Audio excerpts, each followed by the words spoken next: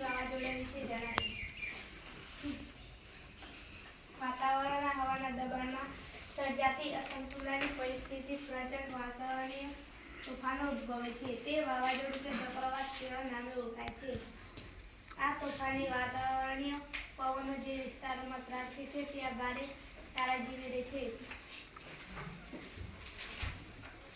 ભારતના પૂર્વ તટ અને મધ્ય તટ તથા ગુજરાત, કચ્છ અને સૌરાષ્ટ્રના કિનારે તેની ભારે અસર અનુભવાય છે. વાવાઝોડા સમયે શું સાવચેતી રાખવી જોઈએ, કાજલ? વાવાઝોડા પહેલા આપણે તંત્રની સૂચના મુજબ સાવચેત કરવું જોઈએ. દરિયાની નજીક નીચાણવાળા વિસ્તારમાંથી ઊંચાણવાળા વિસ્તારમાં જવું જોઈએ. સાથે ખાવાની વસ્તુઓ, ટોર્ચ, પીવાનું પાણી, કપડાં, રેડિયો, જરૂરી દવાઓ તૈયાર રાખવી જોઈએ. વીજળી અને ગેસના જોડાણો બંધ કરી દેવા જોઈએ. શું ન કરવું જોઈએ, કાજલ? સૂચના મળતા બારી બારણા બંધ કરી દેવા જોઈએ. શાળામાં હોય તો વર્ગખંડની બહાર ન નીકળવું જોઈએ.